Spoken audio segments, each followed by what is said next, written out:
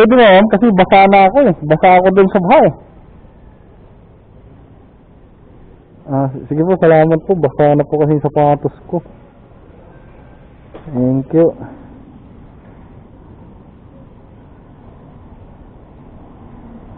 Ayun, bababa na lang si ma'am kasi nga basa na tayo. Wait. Grabe yung baha dun, oh. Dun, sa harap, oh. Hanggang dito.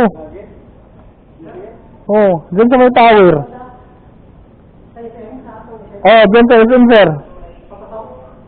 Ay, hindi ito papasok dito, wala. Hindi siya abot yung pagtawid mo ng overpass, yun na doon papunta doon. Sa may tapat ng Abida. Oo. Oo. Hindi na ako nagmotor. Oo, nilakad ko na lang. Iniwan ko doon sa harap ng SM. Grabing baha.